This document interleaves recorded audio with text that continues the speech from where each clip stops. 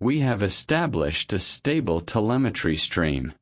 Through Mina Murray's subconscious, we are intercepting the Count's location in real time. She hears the lapping of waves and the creak of the mast. Sensory data from a predator who thinks he's escaped our range. Before we plot the intercept course, verify your clearance, subscribe, and authorize the mission log like. I'm also monitoring the tracking stations in the comments. Where is the global squad reporting from as we leave London behind? We are opening Chapter 24. As a medical student, I find the state-dependent memory here fascinating. Van Helsing is using Mina's altered state as a window into the Count's environment. But there's a side effect. The more she sees him, the more she becomes like him. We are using the infection to fight the infection. Stay alert. The signal is weak but steady. Let's open the file. Chapter 24. Dr. Seward's Phonograph Diary, spoken by Van Helsing.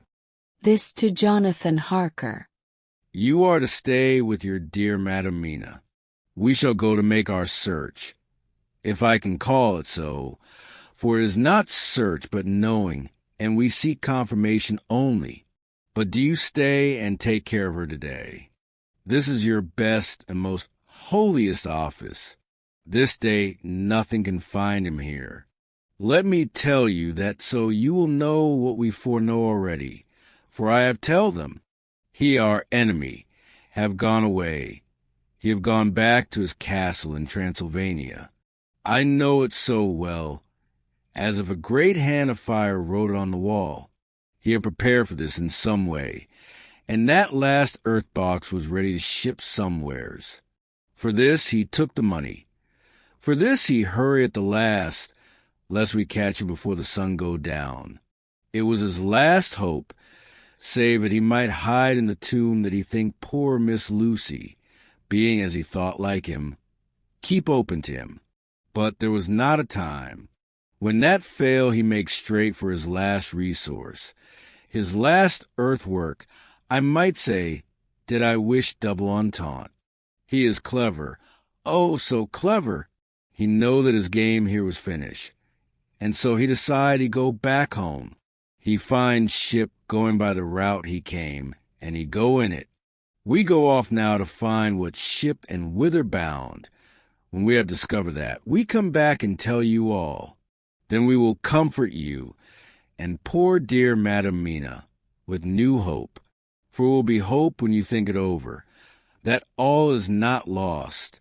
This very creature that we pursue, he take hundreds of years to get so far as London, and yet in one day, when we know the disposal of him, we drive him out. He is finite, though he is powerful to do much harm, and suffers not as we do. But we are strong, each in our purpose, and we are all more strong together.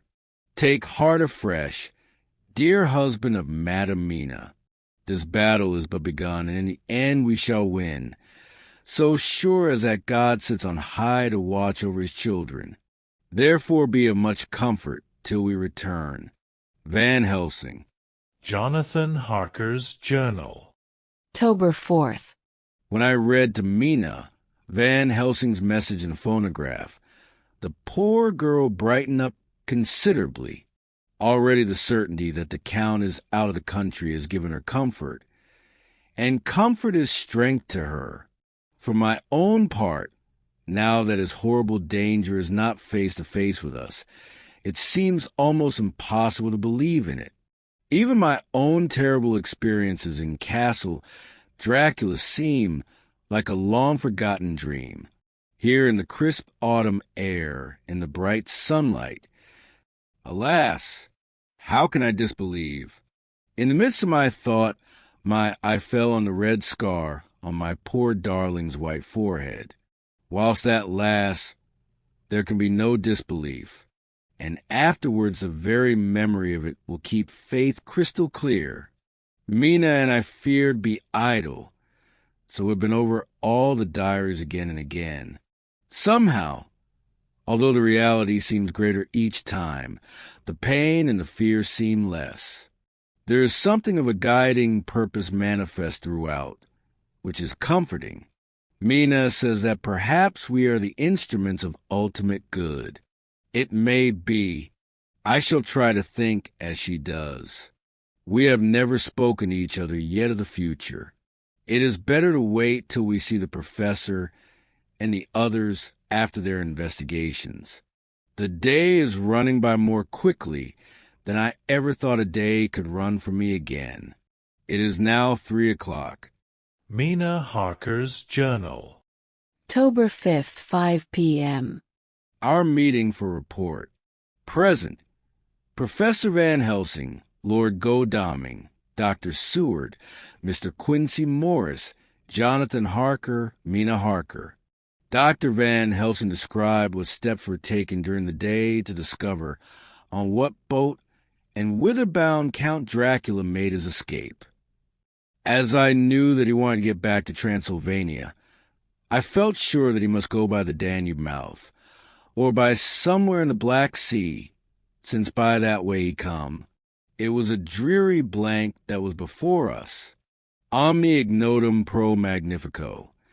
And so with heavy hearts we started to find what ships leave for Black Sea last night. He was in sailing ship, since Madam Mina tells sails being set. These not so important as to go in your list of the shipping the times. And so we go, by suggestion of Lord Godalming, to your Lloyd's, where a note of all ships that sail, however so small. There we find that only one Black Sea-bound ship go out with the tide. She is the Czarina Catherine, and she sailed from Doolittle's Wharf for Varna, and thence on other parts and up the Danube. So, said I, this is the ship whereon is the Count. So off we go to Doolittle's Wharf, and there we find a man in an office of wood so small that the man looked bigger than the office. From him we inquire the goings of the Czarina Catherine. He swear much, and he red face and loud of voice, but a good fellow all the same. And when Quincy give him something from his pocket which crackle as he roll up and put in a so small bag which he have it deep in his clothing, he's still better fellow and humble servant to us. He come with us, and ask many men who are rough and hot. These be better fellows too, when they have been no more thirsty. They say much of blood and bloom, and of others which I comprehend not, though I guess what they mean. But nevertheless they tell us all things which we want to know. They make known to us among them how last afternoon at about 5 o'clock comes a man so hurry, a tall man, thin and pale, with high nose and teeth so white, and eyes that seem to be burning, that he be all in black, except that he have a hat of straw, which suit not him or the time, that he scatter his money in making quick inquiry as to what ship sails for the Black Sea, and for where. Some took him to the office, and then to the ship, where he will not go aboard but halt at shore end the gangplank, and ask that the captain come to him. The captain come, when told that he will be paid well, and though he swear much at the first he agree to term. Then the thin man go, and someone tell him where horse and cart can be hired. He go there, and soon he come again, himself driving cart on which a great box. This he himself lift down, though it takes several to put on truck for the ship. He give much talk to captain as to how and where his box is to be placed, but the captain like it not, and swear at him in many tongues, and tell him that if he like he can come and see where it shall be. But he say no, that he come not yet, for that he have much to do. Whereupon the captain tell him that he had better be quick, with blood, for that his ship will leave the place of blood before the turn of the tide, with blood. Then the thin man smile and say that of course he must go when he think fit, but he will be surprised if he go quite so soon. The captain swear again, polyglot, and the thin man make him bow and thank him, and say that he will so far intrude on his kindness as to come aboard before the sailing. Finally, the captain, more red than ever, and in more tongues tell him that he doesn't want no Frenchman, would bloom upon them, and also with blood in his ship, with blood on her also. And so, after asking where there might be close at hand a ship where he might purchase ship forms, he departed. No one knew where he went, or blue men well cared, as they said, for they had something else to think of, well, with blood again, for it soon became apparent to all that the Czarina Catherine would not sail as was expected. A thin mist began to creep up from the river, and it grew and grew, till soon a dense fog enveloped the ship, and all around her. The captain swore polyglot, very polyglot with bloom and blood, but he could do nothing. The water rose and rose, and he began to fear that he would lose the tide altogether. He was in no friendly mood, when just at full tide, the thin man came up the gangplank again and asked to see where his box had been stowed. Then the captain replied that he wished that he and his box, old and with much bloom and blood, were in hell. But the thin man did not be offended, and went down with the mate and saw where it was placed, and came up and stood a while on deck in fog. He must have come off by himself, for none noticed him. Indeed, they thought not of him, for soon the fog began to melt away, and all was clear again.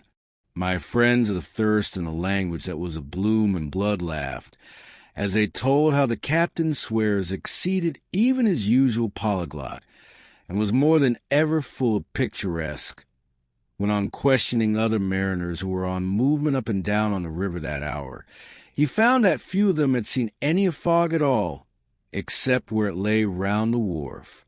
However, the ship went out on the ebb tide, and was doubtless by morning far down the river mouth. She was by then, when they told us, well out to sea. And so, my dear Madam Mina, it is that we have to rest for a time, for our enemy is on the sea, with the fog at his command, on his way to the Danube mouth. To sail a ship takes time, go she never so quick, and when we start we go on land more quick, and we meet him there. Our best hope is to come on him when in the box between sunrise and sunset, for then he can make no struggle, and we may deal with him as we should. There are days for us in which we can make ready our plan. We know all about where he go, for we have seen the owner of the ship, who have shown us invoices and all papers that can be. The box we seek is to be landed in Varna, and to be given to an agent, one Ristix, who will there present his credentials, and so our merchant friend will have done his part. When he asks if there be any wrong, for that so, he can telegraph and have inquiry made at Varna. We say no, for what is to be done is not for police or the customs. It must be done by us alone and in our own way. When Dr. Van Helsing had done speaking, I asked him if he were certain that the Count had remained on board the ship. He replied, "We have the best proof of that, your own evidence, when in the hypnotic trance this morning." I asked him again if it were really necessary that they should pursue the Count, for, I dread Jonathan leaving me, and I know that he would surely go if the others went. He answered in growing passion, at first quietly. As he went on, however, he grew more angry and more forceful, till in the end we could not but see wherein was at least some of that personal dominance which made him so long a master amongst men. Yes, it is necessary, for your sake in the first, and then for the sake of humanity.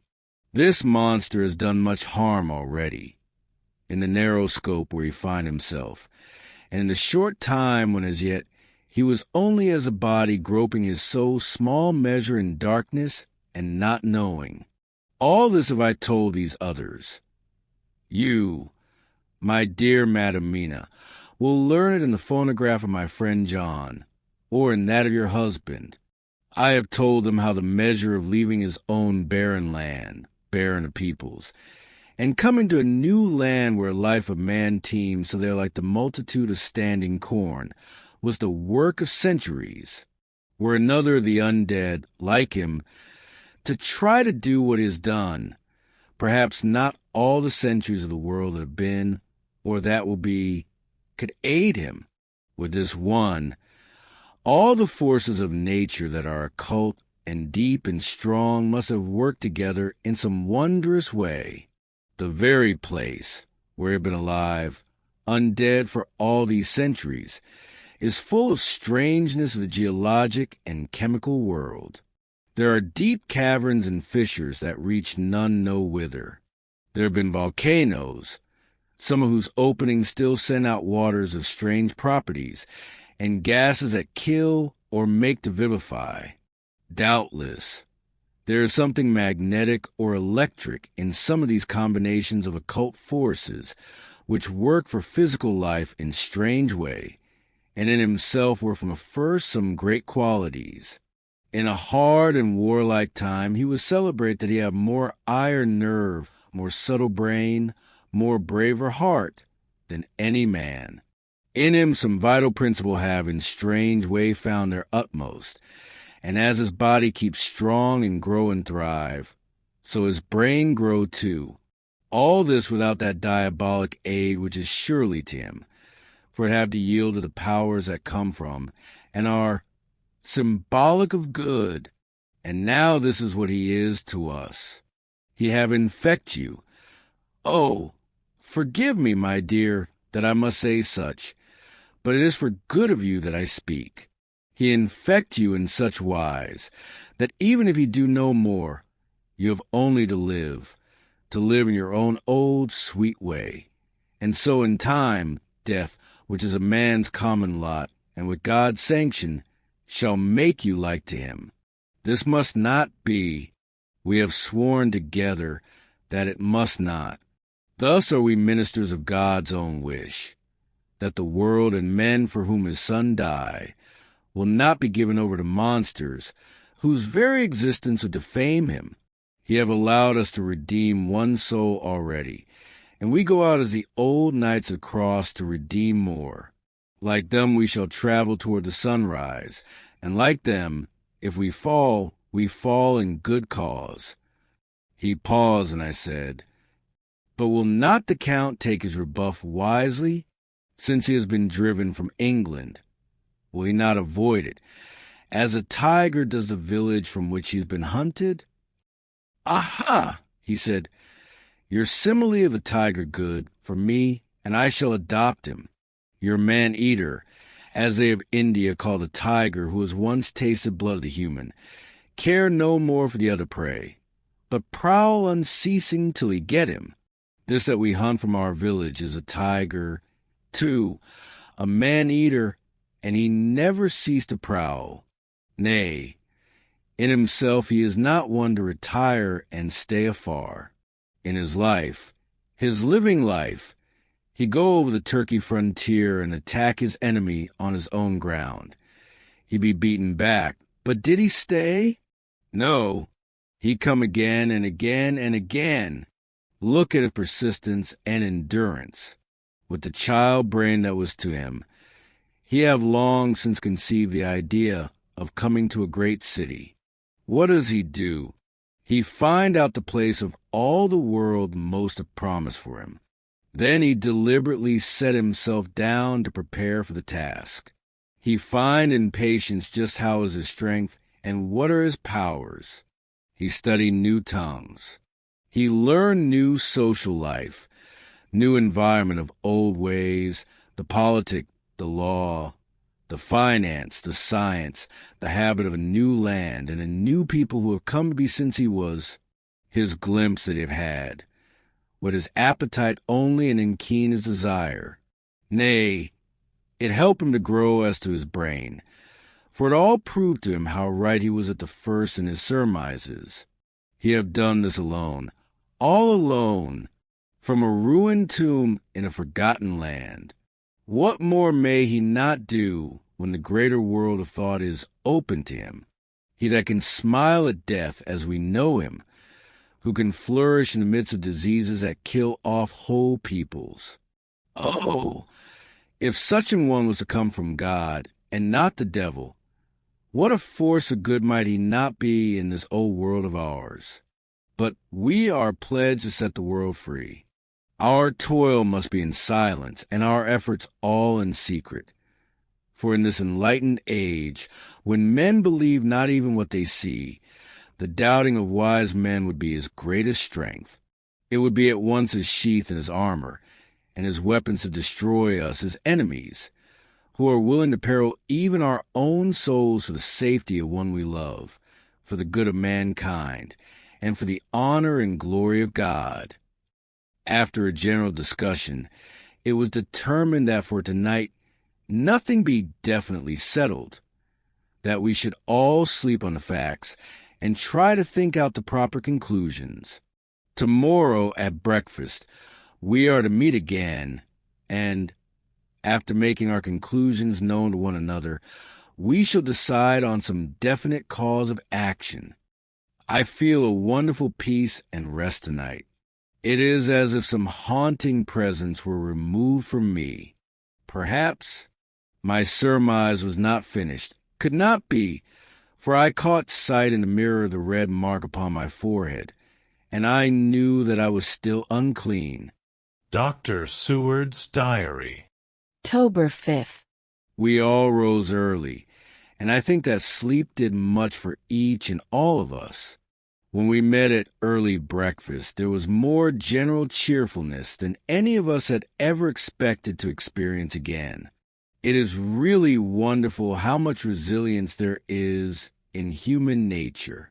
Let any obstructing cause, no matter what, be removed in any way, even by death, and we fly back to first principles of hope and enjoyment.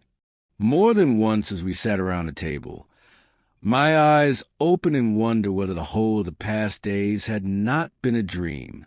It was only when I caught sight of the red blotch on Mrs. Harker's forehead that I was brought back to reality. Even now, when I am gravely revolving the matter, it is almost impossible to realize that the cause of all our trouble is still existent. Even Mrs. Harker seems to lose sight of her trouble for whole spells.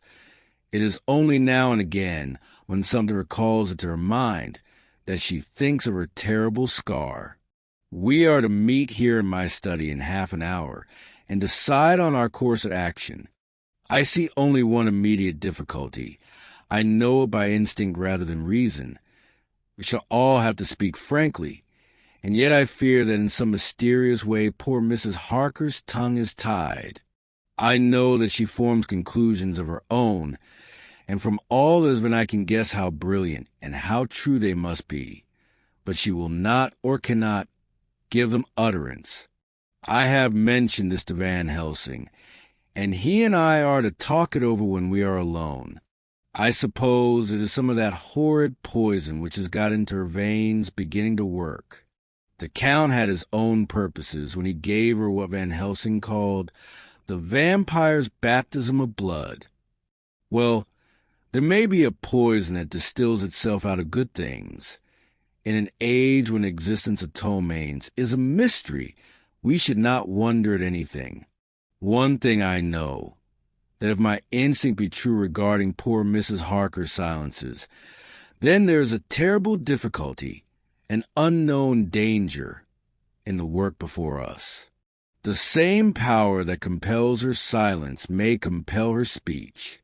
I dare not think further, for so I should in my thoughts dishonor a noble woman.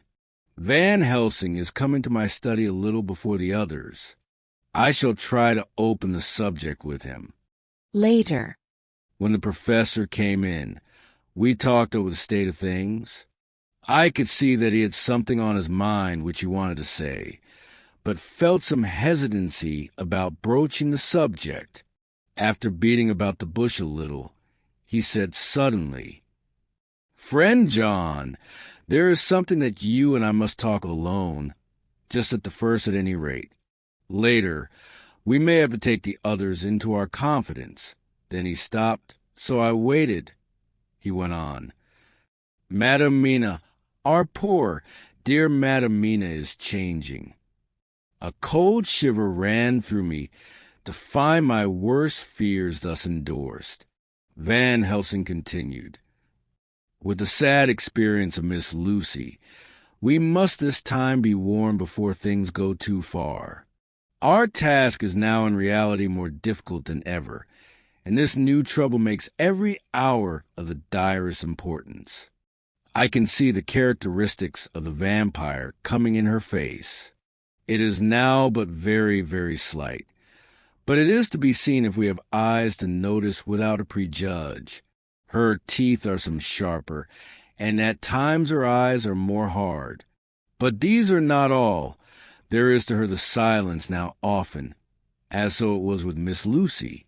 She did not speak, even when she wrote that which she wished to be known later.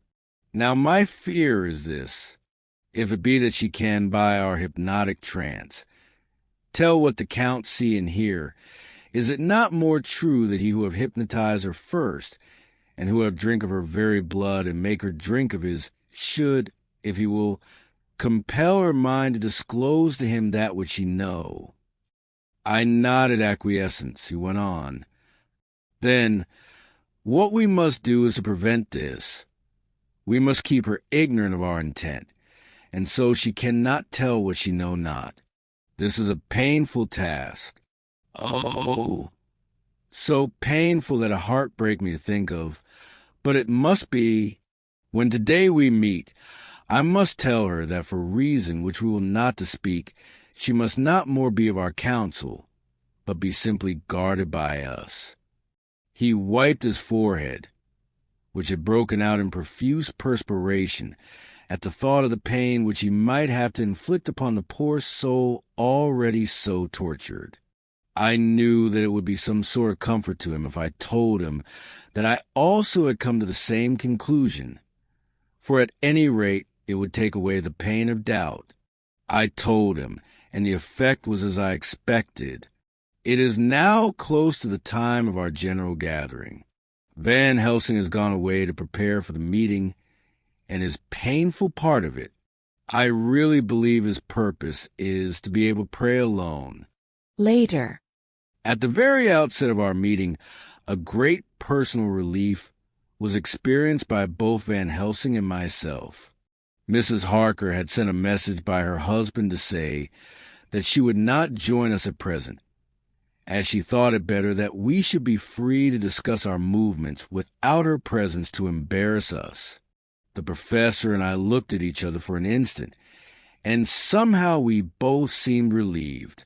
For my own part, I thought that if Mrs. Harker realized the danger herself, it was much pain as well as much danger averted.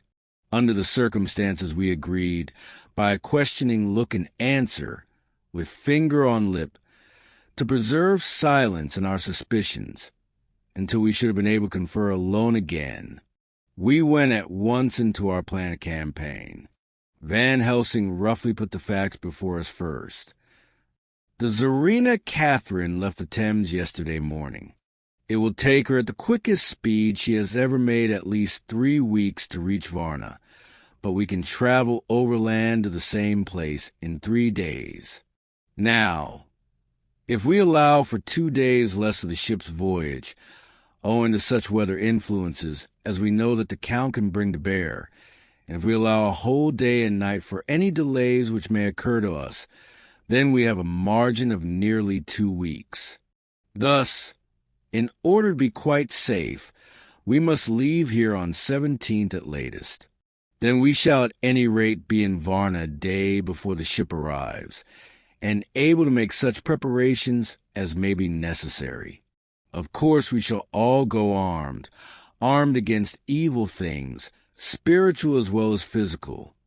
Here Quincy Morris added, "I understand that the Count comes from a wolf country, and it may be that he shall get there before us. I propose that we add Winchesters to our armament. I have a kind of belief in a Winchester when there is any trouble of that sort around. Do you remember, Art, when we had the pack after us at the Bolsk? What wouldn't we have given then for a repeater apiece? Good, said Van Helsing. Winchesters it shall be. Quincy's head is level at all times, but most so when there's to hunt. Metaphor be more dishonor to science than wolves be of danger to man. In the meantime, we can do nothing here. And as I think that Varna is not familiar to any of us, why not go there more soon? It is as long to wait here as there. Tonight and tomorrow we can get ready, and then, if all be well, we four can set out on our journey. We four? Said Harker interrogatively, looking from one to another of us. Of course, answered the professor quickly. You must remain to take care of your so sweet wife. Harker was silent for a while, and then said in a hollow voice, Let us talk of that part of it in the morning. I want to consult with Mina. I thought that now was the time for Van Helsing to warn him not to disclose our plans to her, but he took no notice. I looked at him significantly and coughed. For answer, he put his finger on his lips and turned away. Jonathan Harker's Journal. October 5th afternoon. For some time after our meeting this morning, I could not think. The new phases of things leave my mind in a state of wonder, which allows no room for active thought. Mina's determination not to take any part in the discussion set me thinking, and as I could not argue the matter with her, I could only guess. I am as far as ever from a solution now. The way the others received it, too, puzzled me. The last time we talked of the subject, we agreed that there was to be no more concealment of anything amongst us. Mina is sleeping now, calmly and sweetly like a little child. Her lips are curved and her face beams with happiness. Thank God, there are such moments still for her. Later. How strange it all is. I sat watching Mina's happy sleep, and came as near being happy myself as I suppose I shall ever be. As the evening drew on, and the earth took its shadows from the sun sinking lower, the silence of the room grew more and more solemn to me. All at once Mina opened her eyes, and looking at me tenderly, said, Jonathan, I want you to promise me something on your word of honor. A promise made to me, but made wholly in God's hearing, and not to be broken though I should go down on my knees and implore you with bitter tears. Quick, you must make it to me at once. Mina, I said, a promise like that I cannot make at once. I may have no right to make it. But, dear one, she said, with such spiritual intensity that her eyes were like pole stars, it is I who wish it, and it is not for myself. You can ask Dr. Van Helsing if I am not right. If he disagrees, you may do as you will. Nay, more, if you all agree later, you are absolved from the promise. I promise, I said, and for a moment she looked supremely happy, though me all happiness for her was denied by the red scar on her forehead. She said, Promise me that you will not tell me anything of the plans formed for the campaign against the Count, not by word or inference or implication, not at any time whilst this remains to me, and she solemnly pointed to the scar. I saw that she was in earnest, and said solemnly, I promise. And as I said it, I felt that from that instant a door had been shut between us. Later midnight. Mina has been bright and cheerful all the evening, so much so that all the rest seemed to take courage, as if infected somewhat with her gaiety. As a result, even I myself felt as if the pall of gloom which weighs us down were somewhat lifted. We all retired early. Mina is now sleeping like a little child, It is a wonderful thing that her faculty of sleep remains to her in the midst of her terrible trouble. Thank God for it, for then at least she can forget her care. Perhaps her example may affect me as her gaiety did tonight. I shall try it. Oh, for a dreamless sleep. October 6th morning. Another surprise. Mina woke me early, about the same time as yesterday, and asked me to bring Dr. Van Helsing. I thought that it was another occasion for hypnotism, and without question went for the professor. He had evidently expected some such call, for I found him dressed in his room. His door was ajar, so that he could hear the opening of the door of our room. He came at once. As he passed into the room, he asked Mina if the others might come, too. No, she said quite simply. It will not be necessary. You can tell them just as well. I must go with you on your journey. Dr. Van Helsing was as startled as I was. After a moment's pause, he asked, "But why?" "You must take me with you. I am safe with you, and you shall be safer, too." "But why, dear Madam Mina? You know that your safety is our solemnest duty. We go into danger to which you are, or maybe more liable than any of us from circumstances, things that have been." He paused, embarrassed. As she replied, she raised her finger and pointed to her forehead. "I know. That is why I must go. I can tell you now, whilst the sun is coming up, I may not be able again. I know that when the Count wills me, I must go. I know that if he tells me to come in secret, I must come by any device to hoodwink, even Jonathan." God saw the look that she turned on me as she spoke, and if there be indeed a recording angel, that look is noted to her everlasting honor. I could only clasp her hand. I could not speak. My emotion was too great for even the relief of tears. She went on, "You men are brave and strong. You are strong in your numbers, for you can defy that which would break down the human endurance of one who had to guard alone. Besides, I may be of service, since you can hypnotize me and so learn that which even I myself do not know." Dr. Van Helsing said very gravely, "Madam Mina, you are, as always, most wise. You shall with us come, and together we shall do that which we go forth to achieve." When he had spoken, Mina's long spell of silence made me look at her. She had fallen back on her pillow asleep. She did not even wake when I had pulled up a blind and let in the sunlight which flooded the room. Van Helsing motioned to me to come with him quietly. We went to his room, and within a minute Lord Godalming, Dr. Seward, and Mr. Morris were with us also. He told them what Mina had said and went on.